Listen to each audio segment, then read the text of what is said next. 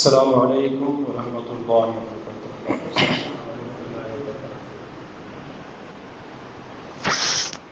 نحمده ونصلي على رسوله الكريم أما بعد فقد قال الله سبحانه وتعالى في القرآن العظيم والفرقان المجيد ولهن مثل الذي عليهن بالمعروف وقال النبي عليه الصلاة والسلام إذا خرجت امرأة استشرفها الشيطان أو كما قال عليه الصلاة والسلام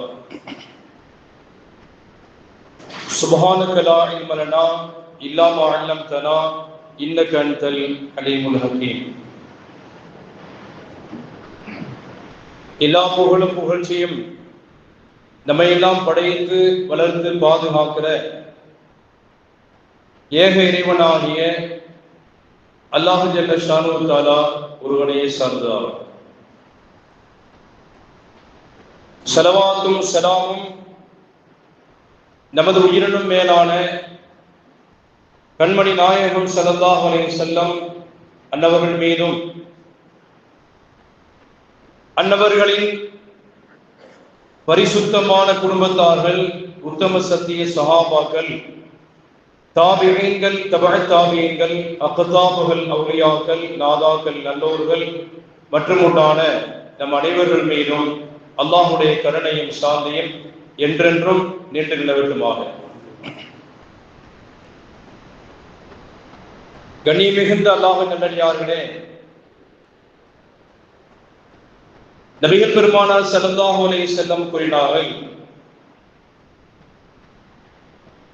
லயஅதி சயஅதி Alan நாஸி ஸமானுன், என்னுடைய உம்மத்திற்கு ஒரு காலம் வர இருக்கிறது. அது எப்படிப்பட்ட காலம் என்று சொன்னால், அவர்கள் தங்களுடைய உள்ளங்கைக்குள்ளாலே நெருப்பு கங்குகளை வைத்திருந்தால் எப்படிப்பட்ட காலமாக இருக்குமோ, அதை எப்படி தாக்கு பிடிக்க முடியாமல் அதை கீழே தூக்கி எறிய வேண்டிய அந்த அவசர கோலத்தில் இருப்பானோ, அதுபோன்று தீனை சுமந்திருப்பார்கள் என்று பெருமானார் ஸல்லல்லாஹு அலைஹி வஸல்லம் சொன்னார்கள். அதாவது அதை கெட்டியாக பிடித்துக் கொள்ளுகிற சூழ்நிலை இல்லாமல் எப்பதான் அதை விட்டுருவோமோ அப்படிங்கிற மாதிரி நிலைமைகள் எல்லாம் என்னுடைய உம்மத்திலே வரும் என்று பெருமானார் ஸல்லல்லாஹு அலைஹி வஸல்லம் சொன்னார்கள்.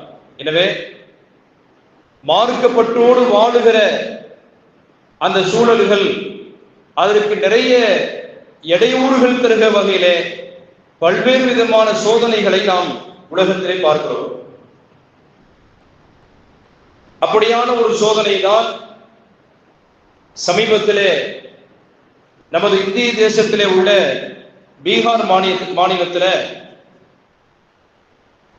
அந்த நாட்டினுடைய புதிதாக பொறுப்பேற்றிருக்கக்கூடிய முதலமைச்சர் அங்கே உள்ள படித்த மருத்துவர்களுக்கும் மற்றும் சிலர்களுக்கு பணி நியமன ஆணைக்கான அந்த விழாவிலே கலந்து கொண்டிருக்கக்கூடிய ஒரு முதலமைச்சர், ஒரு மாநிலத்துடைய முக்கியமாக ஒரு தேசத்தினுடைய முதல்வரோ அல்லது நாட்டினுடைய பிரதமராக இருந்தால் அது உலக செய்தியாக போய்விடும்.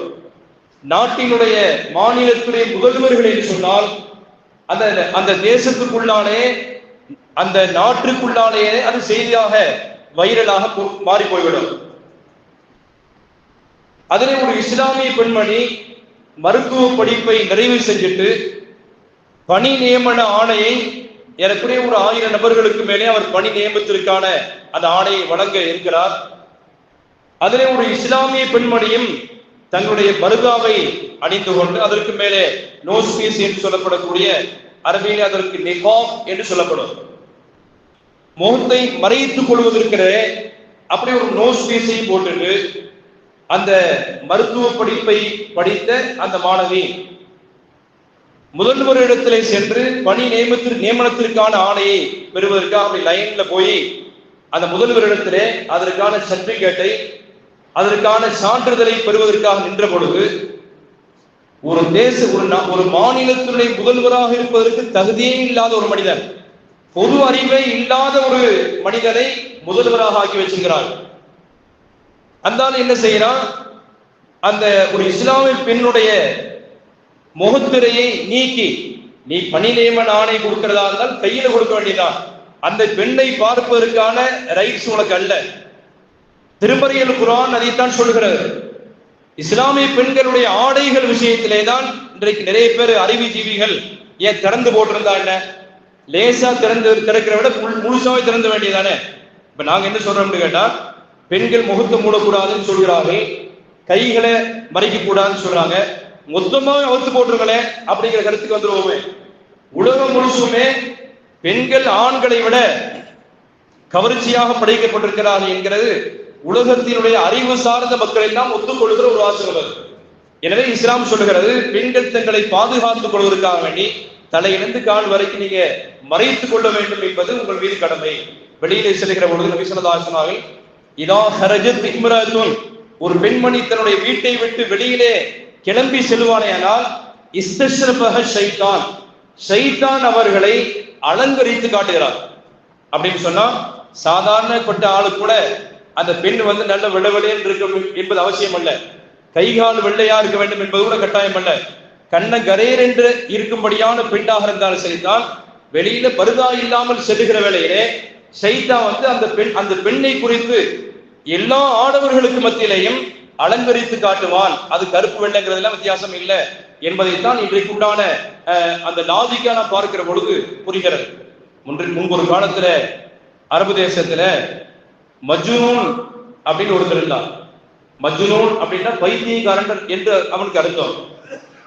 அவருக்கு பெயர் வேற ஒன்று. ஆனா எதனாலே மஜ்னூன் என்று பெயர் சூட்டப்பட்டது சொன்னால், அவன் வாழ்ந்த அந்த அரபு தேசத்திலே உள்ள அந்த ஊர்ல ஒரு பெண்ணை ரொம்ப விருப்பமாக அவன் காதலித்துக் கொண்டிருந்தான். இது நாங்கள் ஓதக்கூடிய அரபு மதரசாவிலே உள்ள எல்லா பாடத்திட்டத்திலையும் அந்த கவிதை நடையிலே சொல்லக்கூடிய இலக்கியம் சார்ந்த கிதாபுகளை புத்தகங்களை அந்த ஆளுங்களுக்கு சொல்லிக் கொடுக்கிற வேளையிலே அந்த கிதாபில் இது போன்ற கவிதைகள் பதிவு செய்யப்பட்டிருக்கும். அப்ப அந்த மஜ்னூன் இருக்கிறானே, அவன் தன்னுடைய காதலியை பார்த்து அவன் பித்து பிடித்து போய் அழுந்தான். லைலா அப்படிங்கிறது தான் அவனுடைய அந்த மஜ்னூனுடைய காதலி. அரபியில லைல் என்று சொன்னால் இரவுக்கு சொல்லுகிற வார்த்தை, லைலான்னு சொன்னா கண்ணங்கரேன் என்று பொம்பளை அப்படிங்கிறது தான் லைல் அப்படிங்கிற லைலா என்று பெயர் சூட்டப்பட்டது. அவர் ஒரு பெரிய அழகியெல்லாம் இல்லை, அவர் வெள்ள வெளையர் என்ற பெண்மணியும் அல்ல, பார்த்தாவே சகிக்காது அப்படியான ஒரு பொம்பளை தான் அவர். ஆனாலும் ஏதோ ஒரு சூழலிலே இந்த மஜ்னூன் அந்த பெண்ணின் மீது பைத்தியமாக மாறி போயிட்டான். ஊர் மக்கள் எல்லாம் அவங்க அத்தாட போய் சொன்னாங்க, உங்க மகன் அந்த பெண்ணின் மீது ரொம்ப பித்து பிடித்து அழைகிறான், பைத்தியக்காரனா இருக்கிறான் என்று மஜ்னூனாக இருக்கிறானே அப்படின்னு சொன்னாங்க. இவருக்கு ரொம்ப வருத்தம், தகப்பனா இருக்கு. எந்த அளவுக்கு முத்தி போயிருந்தது சொன்னால், லைலா வாழக்கூடிய அந்த தெருக்களிலே நடந்து செல்வானே, ஆனால் இது என்னுடைய லைலா வாழுகிற அந்த தெருவுன்னு சொல்லுவான். லைலா வாழக்கூடிய வீடாக இருக்கும் என்று சொன்னால் அந்த மஜ்னூன் சொல்வான், இந்த செவத்துக்குள்ளாலே தான் அந்த பக்கத்திலே தான் என்னுடைய லைலா வாழுகிறாள் என்று சொல்லுவான். எப்ப பார்த்தாலும் லைலா பைத்தியமாகவே இருக்கிறானே அப்படின்னு நினைச்சிட்டு கடைசியாக அவங்க தகப்பனார் ஒரு முடிவு செஞ்சார். நேரம் மக்காவுக்கு அழைச்சிட்டு போய் காபாவில தவாபெல்லாம் சுத்தி இந்த பைத்தியத்தை ஒழிச்சாதான் சரியா வரும்னு சொல்லி அவங்க தகப்பனார் நேர காபாவுக்கு அழைச்சிட்டு போய் மகனை உம்ரா ஹஜ் எல்லாம் முடிச்சுட்டு, யாரெல்லாம் என் பிள்ளைக்கு ஏற்பட்ட இந்த பைத்தியத்தை சீராக்குவாயாக, சரிபடுத்துவாயாக என்று துவா செஞ்சார். கடைசியாக இப்ப நீ துவா கேள்பான்னு சொல்லி அந்த மஜ்னூன் என்று சொல்லப்படுகிற அந்த ஊர் மக்கள் எல்லாம் பைத்தியக்காரன் பேர் வச்சுட்டாங்க. அந்த மஜ்னூன் இடத்திலே தகப்பனார் சொன்னார், நீ துவா செய்ப்பா. அவன் துவா செஞ்சான், யா அல்லாஹ், நான் செஞ்ச எல்லா பாவத்தையும் மன்னிப்பாயாக, லைலா விஷயத்திலே மட்டும் என்னை கொஞ்சம் நீ கண்டுக்கிறாரா அல்லா அப்படின்னா. என்ன செஞ்சாலும் திருந்துற மாதிரி இல்லை. லைலா அவ்வளவு பெரிய அழகியும் அல்ல. ஏதாவது துள்ளி குறிக்கிற மான் கூட்டத்தை பார்த்தால் அவன் சொல்லுவான், கவிதை நடையிலே பாடுவான், யா தபியா கல்காலி, துள்ளி குதிக்கக்கூடிய மான் கூட்டமே, லைலா யமின் குன்ன அம்மினல் இன்சி, லைலா உன்னுடைய இனத்தை சார்ந்தவளா அல்லது மனித இனத்தை சார்ந்தவளா என்றெல்லாம் அந்த துள்ளி குதிக்கிற மான் கூட்டத்தை பார்த்து, மானு மாதிரி அழகா இருக்கிறாளே என்றெல்லாம் கவிதை நடையில் அவன் பாடிய அந்த அந்த கவிதைகள் பிரசித்தம் பெற்றது. அரபி கிதாபுகள்ல இதெல்லாம் பல்வேறு இலக்கிய உதாரணங்களிலே இதை பதிவு செய்கிறார். எதற்காக சொல்கிறேன் சொன்னால், பொதுவாக ஒரு பெண்மணி வெளியில கிளம்பி சென்றால் நபி ஸல்லல்லாஹு அலைஹி வஸல்லம் இதா ஃபரஜத் இம்ரஅத்தும் மின் பைத்திஹி, ஒரு பெண்மணி வீட்டை விட்டு வெளியில கிளம்பிட்டாலே இஸ்தஸ்ரஃபஹ ஷைத்தான், அவங்க அலங்காரம் எல்லாம் செய்ய வேண்டியதெல்லாம் இல்லை, அலங்காரம் செய்யாமலேயே வெளியில கிளம்பி சென்றாலும் சரிதான், அந்த பெண்ணை பிற அந்நிய ஆடவர்களுக்கு மத்தியிலே ஷைத்தான் அலங்காரம் விட்டு காட்டுவான் என்று அண்ணல் பெருமானார் ஸல்லல்லாஹு அலைஹி சொன்னார்கள். எனவேதான் திருமறை அல் குர்ஆன் சொல்கிறது, யுதுனீன அலைஹின்ன மின் ஜலாபீபிஹின்ன, அவர்கள் தங்களுடைய ஹுமுரிஹின்ன, தங்களுடைய தலைக்கு மேலே முந்தானை சேலை போட்டு மறைத்துக் கொள்ளட்டும், முகத்தை சேர்த்து மறைக்கும் என்பதுதான் இந்த வசனத்திலே தப்சீர்களிலே முஃபஸ்ஸிரீன்கள் விரிவுரை தருகிறார்கள். முகத்தையும் சேர்ந்து ஒரு பெண்மணி மறைக்கத்தான் செய்ய வேண்டும். முகத்தை நிர்பந்தம் ஏற்பட்டால் முகத்தை காட்டலாம். 2 கப்புகளை வாட்சி கற்ற இடத்திலிருந்து விரல்கள் வரைக்கும் நிர்பந்தத்தை காட்டுவதற்கு மார்க்கத்திலே அனுமதிக்கப்பட்டிருக்கிறது. கால்களிலே கொலுசு போடுற இடத்திலிருந்து அது கீழே காட்டலாம், வெளியில தெரியலாம், ஒன்றும் தவறில்லை. ஆனால் நிர்பந்த நிலைமை இல்லாமல் முகத்தை காட்டுவதற்கு இந்த காலத்திலே மார்க்கத்தில் அதற்கு அனுமதி இல்லை. அன்னை ஆயிஷா ரலியல்லாஹு சொன்னாங்க, நபி ஸல்லல்லாஹு அலைஹி வஸல்லம் காலத்துல பெண்கள் பள்ளிவாசல் எல்லாம் வந்து தொழுதாங்க. பெருமானார் ஸல்லல்லாஹு அலைஹி வஸல்லம் காலத்துல அது தீனுல் இஸ்லாம், அது ஆரம்பமான காலம் அப்படிங்கிறதுனால தொழுகையினுடைய சட்டதிட்டங்கள் சஹாபாக்கள் உள்ள ஆண்களுக்கும் போய் சேரணும். நபி எப்படி தொழுவு வச்சாங்க, ஆண்கள் மட்டுமல்ல பெண்களும் அதை கவனிக்க வேண்டும் என்பதற்காக பெருமானார் ஸல்லல்லாஹு அலைஹி வஸல்லம் காலத்துல அந்த சஹாபி பெண்களும் பள்ளிவாசல் வர்றதுக்கு பெருமானார் அனுமதித்தார்கள்.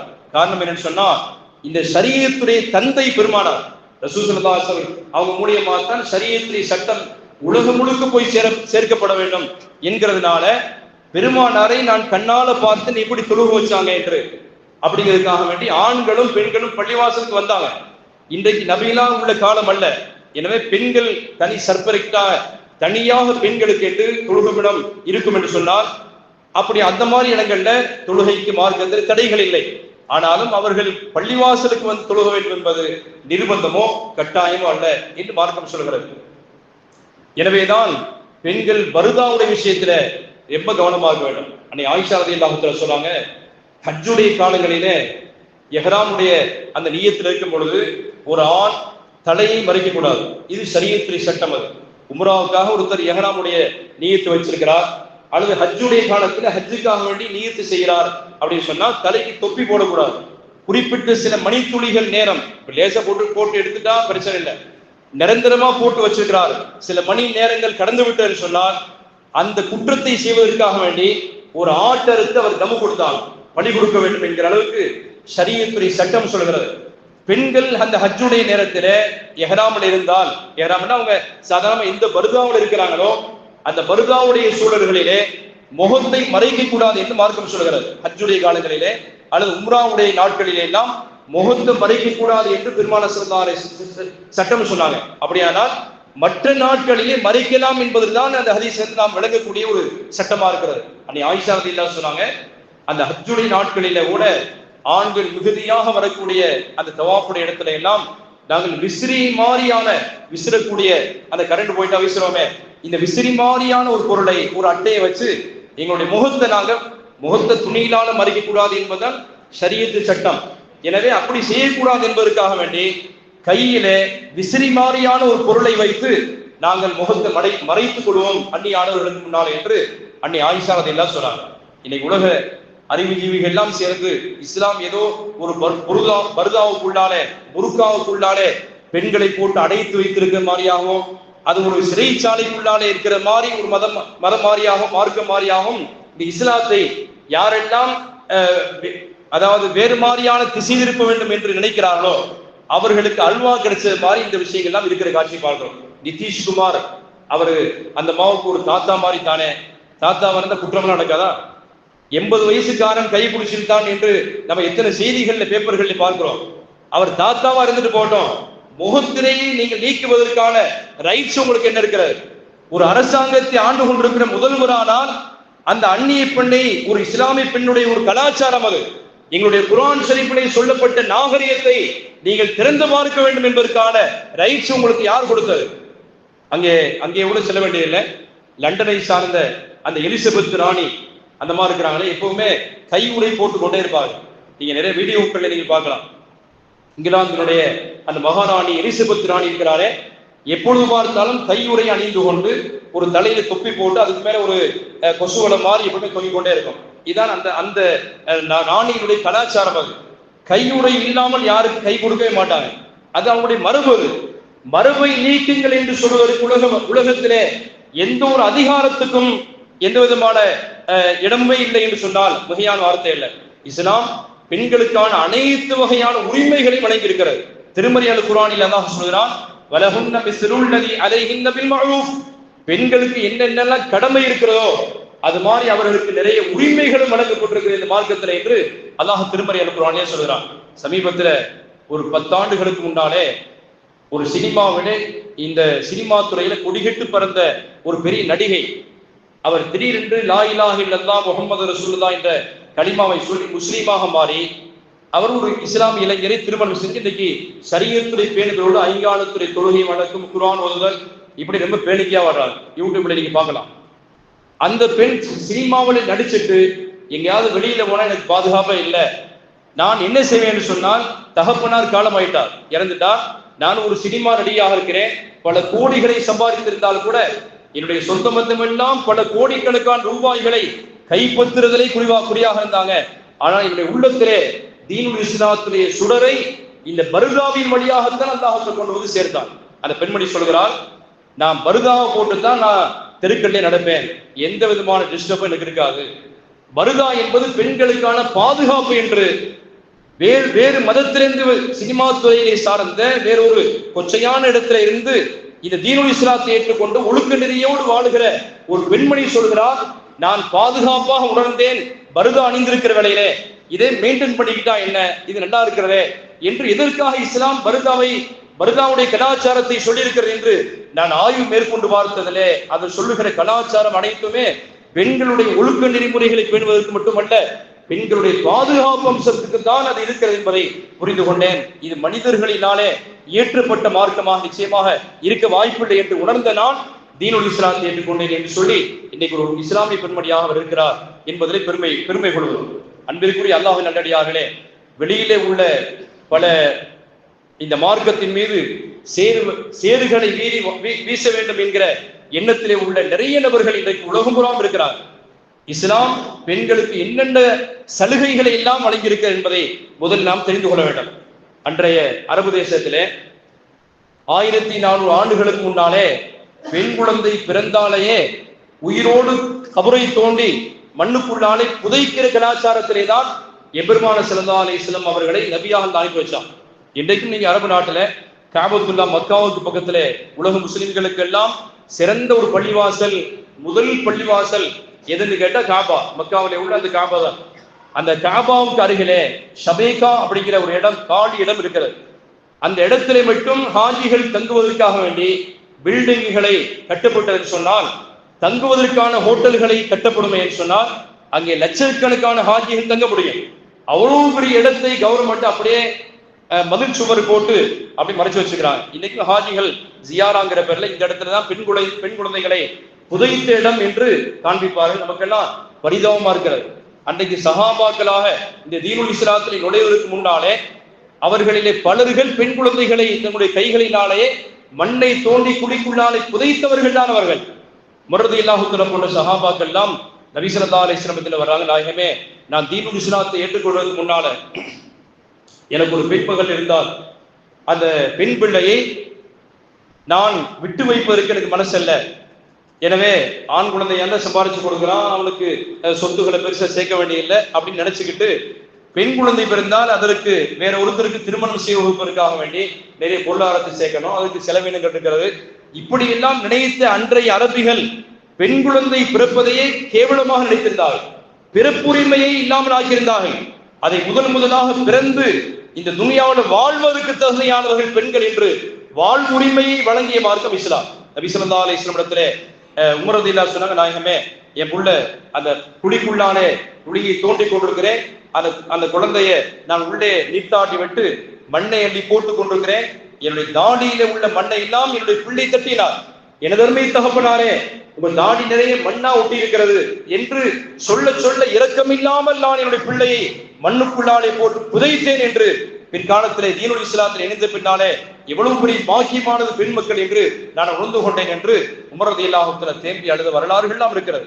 இப்படி நூற்றுக்கணக்கான சஹாபாக்கள் அறியாமை காலத்திலே பெண்களை மதிக்காமல் வாழ்ந்து விட்டோமே என்று சொல்லி பிற்காலத்திலே தீனுல் இஸ்லாம் பெண்களுடைய அந்தஸ்தை உயர்த்தி காட்டியது. சமுதாயத்திலே அந்தஸ்தோடு வாழ்வதற்கு அவர்களும் தகுதியானவர்கள் என்கிற அப்படியான உயர்வையும் மேன்மையும் கண்ணியத்தை வழங்கியது என்று சொன்னால் வகையானதல்ல. உமர் ரலியல்லாஹு தஆலா அவங்க ஜனாதிபதியா இருக்கிற வேளையிலே ஒரு முறை மெம்பர்ல ஜும்மா பயான் நடத்தி கொண்டிருக்கிறார்கள். அப்ப பெண்கள் மகர் தொகை அதிகமா கேட்கிறீங்க, அதனால ஆண் குமர்கள்லாம் தேக்கம் அடைந்திருக்கிறாங்க. மகர் என்பதும் ஒரு குறிப்பிட்ட ஒரு கம்மியான அளவில் இருக்க வேண்டும். ஒரு 1001 2001 பழைய காலத்துல இருந்தது. இன்றைக்கெல்லாம் 1 சவரன் 5 சவரன்லாம் போடுறாங்க. அது வரவேற்கத்தக்கதுதான். இந்த மகர் தொகைக்கு ஒரு குறிப்பிட்ட எல்லை கோட்டை எல்லை வரம்பை நிர்ணயம் செய்வதற்காக வேண்டி அப்படி இல்லைன்னு சொன்னால் வரதட்சணை வாங்கக்கூடாது. அப்படி அதிகமா வாங்கினால் பெண் குமர்கள் தேக்கமடையும். அதே போன்று பெண்கள் மகர் தொகையை அதிகமாக கேட்பார்கள், ஆனால் ஆண் குமர்கள் தேங்கி நிற்பார்கள். இது ரெண்டையுமே இஸ்லாம் வேண்டாம் என்கிறது. திருமணத்தை எளிமையாக இந்த அகலமன் நிக்காஹி பரக்கத்தன் ஐசருஹா மௌனத்துன், எந்த திருமணத்திலே செலவீனங்கள் எல்லாம் ரொம்ப ரொம்ப குறைவாக இருக்கிறதோ அதான் அல்லாஹ்விடத்திலே பரக்கத்து மிகுந்த திருமணம் என்பதாக அண்ணல் பெருமானார் ஸல்லல்லாஹு அலைஹி வஸல்லம் சொல்கிறார். எனவே மகர் என்பதும் அதிகமாக உச்சோரமாக இருக்கக்கூடாது. அதே போன்று வரதட்சணை என்கிற பேரிலே அதை வாங்கித்தா இதை வாங்கித்தா என்று சொல்லி பெண் வீட்டாரிடத்திலே அவங்களை உருட்டி விடுவதற்கிறே அது மார்க்கத்திலே அனுமதிக்கப்பட்டதல்ல. அவங்க விரும்பி செய்வதனாலே குற்றம் அல்ல. ஆனால் டிமாண்ட் பண்ணி கேட்டு இதை நீங்க செஞ்சாக வேண்டும் என்று நிர்பந்தப்படுத்துகிற வேளையிலே அது அல்லாஹ் ரசூலுடைய கோபத்தை சம்பாதித்து தருகிறது என்பதிலே இவ்விதமான சந்தேகம் இல்லை. உமர் ரலியல்லாஹு அன்ஹு பயான்ல சொன்னாங்க, பெண்கள் எல்லாம் நீங்க மகர் ரொம்ப கேட்கிறீங்க, அதனால ஆண் குமர்கள் எல்லாம் திருமண வயதெல்லாம் கடந்து போய் தேக்கம் அடைந்திருக்கிறாங்க. நிறைய வீடுகள்ல ஆண் குமர்கள் தங்கிட்டாங்க, அதனால மகரை குறைங்கண்டாங்க. ஒரு வயசான கிழவி எதிர்ச்சாங்க, அல்லாஹு தஆலா மகர் தொகைக்கு உச்சவரம்பு இல்லை, நீங்கள் அந்த பெண்களுக்கு ஒரு பெரிய மலையளவுக்கு கொடுத்தாலும் ஈடாகாது என்று அல்லாஹ் தஆலா குர்ஆன்ல சொல்கிறானே, அதற்கு எவ்வாறு நீங்கள் உச்சவரம்பை ஏற்படுத்தலாம் என்று அந்த வயசான அம்மா கேட்டாங்க. உமர் ரலியல்லாஹு அன்ஹு அப்படி வாய் பத்திட்டாங்க, எனக்கு அந்த மகர் தொகையை உச்சவரம்பை ஏற்படுத்துவதற்கு இப்படி ஒரு எதிர்ப்பு வருகிறது, நான் நிறுத்திக் கொள்கிறேன் என்றார். இன்றைக்கு வரையும் அந்த மகர் தொகைக்கு அரபு நாடுகள்ல உச்சவரம்பே இல்லை. அதனால நிறைய குமர்கள் ஆண் குமர்கள் தேக்கம் அடைந்திருக்கிறது. ஒரு காலத்திலே எந்த அரபு தேசத்திலே பெண் மக்கள் பிறந்தால் குழி தோண்டி புதைத்தார்களோ அந்த அதே அரபு நாட்டிலே எம்பெருமானார் ஸல்லல்லாஹு அலைஹி வஸல்லம் பெண் மக்கள் வாழ தகுதியானவர்கள், அவர்கள் இந்த சமுதாயத்திலே அவர்கள் பிறந்தால் கண்ணியம் கிடைக்கிறது என்றெல்லாம் அவர்கள் பிறப்பதினாலே எதிர்மறையாக மகிழ்வும் சந்தோஷத்தையும் ரசூல் ஸல்லல்லாஹு அலைஹி வஸல்லம் சமூகத்திலே உண்டாக்கி சென்றிருக்கிறார்கள். இன்றைக்கு கவர்மெண்டே ஒரு ஆண் மகனுக்கு திருமண வயதை தாண்டி இருந்தா நான் மானியம் தர்றேன், நீ கல்யாணம் முடி என்று சொல்லுகிற அளவுக்கு பெண்களுடைய தகுதியை இஸ்லாம் உயர்த்தி காட்டி இருக்கிற காட்சியை பார்க்கிறோம். எனவே பிறப்புரிமையை வழங்கிய மார்க்கம் இஸ்லாம். இரண்டாவதாக கல்வி உரிமை. நபி ஸல்லல்லாஹு அலைஹி வஸல்லம் தலபுல் இல்மி ஃபரீதத்துன் அலா குல்லி முஸ்லிமின் வ முஸ்லிமத்தின், கல்வியை தேடி கற்றுக்கொள்வது என்பது ஒவ்வொரு ஆண்கள் மீதும் ஒவ்வொரு பெண்கள் மீதும் அது கட்டாய கடமை என்று பெருமானார் ஸல்லல்லாஹு அலைஹி வஸல்லம். கல்வியிலே சிகரம் தொட்டவர்கள் அன்னை ஆயிஷா ரலியல்லாஹு தஆலா. பெருமானாருடைய மனைவிமார்களிடத்திலே நிறைய மார்க்கத்துடைய சட்டத்தை கேட்டு தெரிந்து கொண்டவர்கள் தான் சஹாபாக்கள். இன்று வரை நம்ம அறிந்து கொண்டிருக்கக்கூடிய உதுவுடைய சட்டம், தயம்மத்துடைய சட்டம், அதே மாதிரி வராசத்துடைய வாரிசுரிமை சட்டம், இவைகள் எல்லாம் இது போன்ற முக்கியமான பல சட்டங்கள் எல்லாம் பெண்களிடத்திலே இருந்துதான் கிடைத்திருக்கிறது என்கிற அளவுக்கு பெண்களும் ரசூல் ஸல்லல்லாஹு அலைஹி வஸல்லம் காலத்திலே நிகரான ஆண்களுக்கு நிகரான அதைவிட மேம்பாடான கல்வியெல்லாம் கற்று மிகச் சிறப்பாக திகழ்ந்தார்கள் என்பதை திருக்குர்ஆனும் ஹதீஸும் நமக்கு சொல்லி தருகிறது. நபி ஸல்லல்லாஹு அலைஹி வஸல்லம் தலபுல் இல்மி ஃபரீதத்துன் அலா குல்லி முஸ்லிமின் வ முஸ்லிமத்தின், அடுப்பூதும் பெண்களுக்கு படிப்பு எதற்கு என்று ஒரு காலத்தை நம்ம தமிழகத்துல கேட்டாங்க. ஆனா இன்றைக்கு அல்ஹம்துலில்லாஹ் பெண்கள்லாம் படித்து பட்டம் வாங்கி பல டிகிரிகளை சொந்தமாக்கி கொண்டிருக்கிறார்கள். நாகரிகத்துடைய உச்சாணி கும்பலே நாம் இருந்தாலும் கூட இந்த மார்க்கம் எவ்வளவு பெரிய நாகரிகத்தையும் கல்வி தாகத்தையும் வழங்கியிருக்கிறது என்று சொன்னால் அதற்கு எல்லையே இல்லை. மினல் மஹதி இலல் லஹதி, ஒரு மனிதன் பிறந்தது முதல் அவன் மண்ணறைக்கு செல்லுகிற வரைக்கும் நீங்கள் கல்வியை தேடிக்கொண்டே இருங்கள் என்று நம்முடைய மார்க்கம் நமக்கு சுட்டி காட்டுகிறது. எனவேதான் பெண்கள் ஆண்கள் படித்து உச்சாணி கொம்பை தொட்டாலும் சரிதான், பெண்களும் அதற்கு நிகரான குர்ஆனுடைய போதனைகளை, ஹதீஸுடைய அந்த கல்விகளை எல்லாம் கற்றுக்கொண்டு தங்களை மிகச்சிறந்த ஆலிமாக்களாக உலகத்தினுடைய என்னென்ன கல்விகள் எல்லாம் இருக்கிறதோ, ஒரு மனிதனுக்கு எந்தெந்த கல்வியினாலே அல்லாஹ்வை பற்றி அறிய முடியுமோ, ஷரியத்தை விட்டு விலகி செல்லாமல் இருப்பதற்கு எந்த கல்விகள் எல்லாம் காரணகர்த்தாக்களாக இருக்குமோ அந்த கல்விகள் அனைத்தையும் கற்பது என்பது நம் மீது கடமை என்று மார்க்கம் நமக்கு சொல்லுகிற காட்சியை பார்க்கலாம். ஒரு காலத்துல இந்திய தேசத்திலேயே வடநாட்டுல ஒரு அறிஞர், மார்க்கத்துடைய அறிஞர் வந்தாங்க. ஈராக் தேசத்திலிருந்து இந்திய தேசத்துக்கு வந்து பல்வேறு நாடுகளை நான் சுட்டி பார்த்தேன். அப்படி ஒரு முறை இந்தியாவுக்கு நான் சென்றிருக்கிற வேளையிலே இந்தியாவினுடைய வடநாட்டு பகுதியிலே நான் சென்றேன். அங்கே ஒரு வீட்டில் ஒரு கணவர் இறந்துட்டார். அந்த கணவரை அந்த பாடியை தூக்கிட்டு போய் அந்த எரிந்த அந்த பிணத்தை கொண்டு போய் சிதைக்குள்ளாலே தள்ளி அதை எரியூட்ட போகிறார்கள். அந்த நெருப்புல தள்ளி அதுல பாடிய செத்து போன அந்த பிணத்தை அதில் எரிவூட்டுவதற்காக சென்ற வேளையில அந்த பெண்ணுடைய அந்த கணவனுடைய மனைவியை வடையெல்லாம் உடைச்சு நெத்தியில உள்ள அந்த அடையாளங்கள் எல்லாம் அழித்து விட்டு பல்வேறு கொடுமைகளுக்கு ஆளாக்கி அந்த பெண்ணை தரண்டு இழுத்து கொண்டு வந்து அந்த கட்டையிலே எரியக்கூடிய அந்த கட்டையிலேயே தள்ளிவிட்டு அந்த பெண்ணையும் துடிக்க கொலை செய்த காட்சி பார்த்துட்டு நான் பதறி போய்விட்டேன். இப்படி இல்லாம மக்கள் இருப்பார்கள் என்று. அந்த உடன்கட்டை ஏடுவது என்று சொல்கிறார்களே, இந்த பழக்கம் இந்திய தேசத்தினுடைய பல்வேறு வடநாடுகள் இருந்தது. அப்படிப்பட்ட அறியாமைகளை எல்லாம் தகர்த்தெறிந்து இன்றைக்கு அறியும் காலங்களிலே கல்வி தேடுகிற அந்த காலத்திலே வாழுகிற நாம் எந்த கலாச்சாரத்தையும், யாருடைய கலாச்சாரத்தையும் குறை சொல்ல வேண்டிய தேவையில்லை. அறியாமல் காலத்திலே ஒரு விஷயத்தோடு மனிதன் தவறு செஞ்சுட்டான்னு சொன்னால் அறிந்த நிலையிலே அவருடைய கலாச்சாரம் இது எனக்கு பிடிக்கல, இவருடைய கலாச்சாரம் இது எனக்கு ஒத்து வராது என்று நீங்கள் சொல்லிக் கொண்டாலும் கூட அது எதனாலே இது சொல்லப்பட்டிருக்கிறது என்பதை நீங்கள் ஆய்வு செய்து மேற்கொள்கிறீர்கள். இதிலே உள்ள உண்மைகளையும் சத்தியத்தையும் நிச்சயமாக புரிந்து கொள்ளுகிற பாக்கியத்தை அல்லாஹ் வழங்குவான் என்பதிலே எவ்விதமான சந்தேகம் இல்லை. அதே போன்று திருமணத்திற்கான உரிமையை இந்த மார்க்கம் பெண்களுக்கு தருகிறது. கல்லானாலும் கணவன், புல்லானாலும் புருஷன் என்று ஒரு தமிழ்ல ஒரு பழமொழி இருக்கிறது.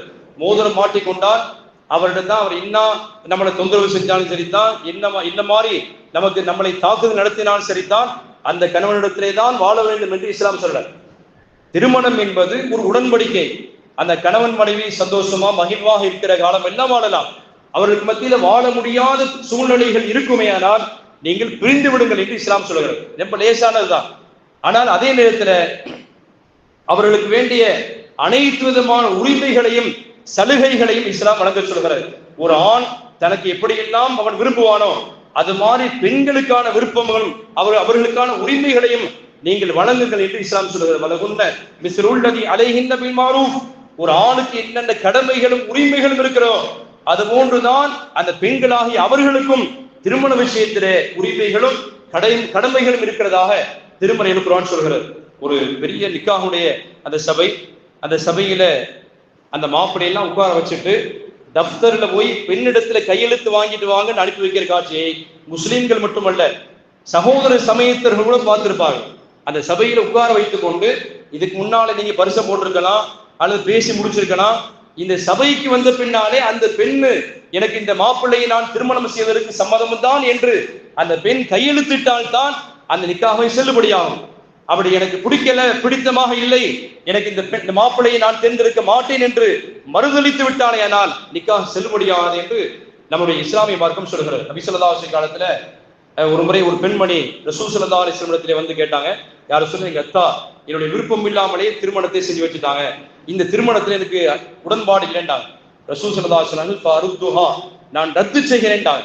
அப்படி பெண்களுடைய அனைத்து உரிமைகளையும் வழங்கி இருக்கிற இந்த மார்க்கத்திலே எதற்காக வேண்டி வருதா என்பதை ஆய்வாளர்கள் ஆய்வு மேற்கொள்வார்கள் என்று சொன்னால் நிச்சயமாக அவருடைய முழுமையான பாதுகாப்பு அம்சத்துக்காகத்தான் என்பதை புரிந்து கொள்வார்கள். அப்படியான மிகச்சிறந்த பாதுகாப்பு அம்சம் நிறைந்த பெண்களுக்கு வேண்டிய அனைத்து உரிமைகளையும் பாதுகாப்பையும் வழங்கி இருக்கிற இந்த மார்க்கத்தை உலகம் முழுவதும் அல்லாஹ்வுக்குள்ள கொண்டு போய் சேர்ப்பதற்கும் பெண்களுடைய பாதுகாப்புக்கு வேண்டிய என்னென்ன ஏற்பாடுகள் செய்திருக்கிறது இந்த மார்க்கம் என்பதை புரிந்து நடப்பதற்கும் அல்லாஹ் தஆலா உலக மக்களுக்கான அந்த அறிவு கண்களை எல்லாம் திறந்து வைப்பானாக.